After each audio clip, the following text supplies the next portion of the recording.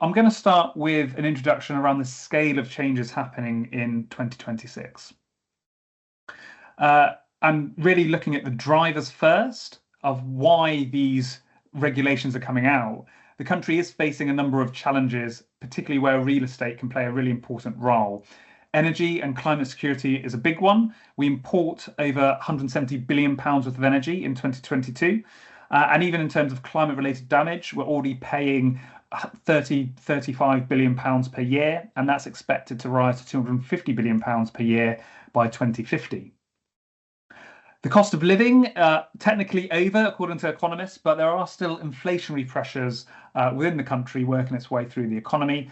And there's still 6 million people in fuel poverty. They can't afford to pay, they have to choose between eating and putting on the heating during the winter. And linked to that, there's also looming healthcare costs as well. So costs related to poor housing conditions cost the NHS around £1.4 billion annually. And of that, around 850 million is due to excess cold, so energy efficiency. So the government has to take action, it has taken action, and it still needs to do more. But I think the point here is these things aren't going away. Whatever government is in place will have to tackle these challenges. But unlike previous single policy updates, 2026 brings multiple major changes at once. So AOAB's law is currently being phased in social housing with more strict legal timeframes for dealing with damp and mould. As part of the Renters' Rights Bill, that is now being extended into the private rented sector. The Decent Home Standard is also being extended in the private rented sector. Both of those are obviously proposed and under consultation. And there's also a load of changes going on around EPCs, energy performance certificates, and minimum energy efficiency standards. So new metrics will be being proposed for 2026 around the EPC.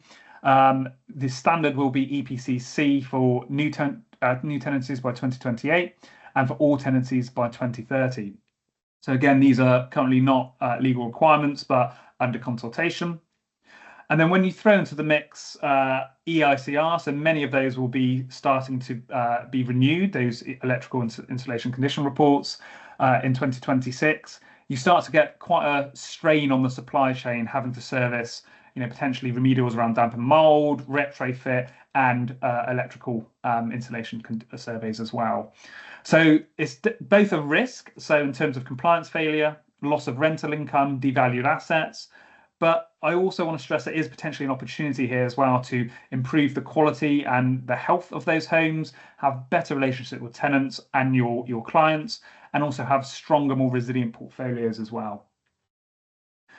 And I also want to stress before sort of handing over how they're all interrelated, and it's quite a complex web. So with MEES pushing for upgrades, some of those could potentially be done badly or poorly, which could then risk damp and mold ingress.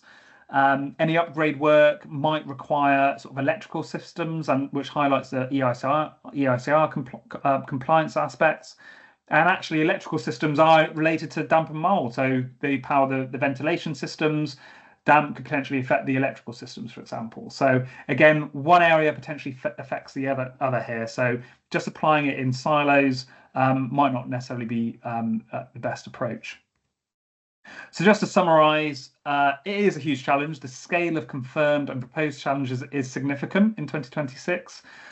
Just in terms of minimum energy efficiency standards, for example, nearly 3 million homes need upgrading within 4 years, potentially.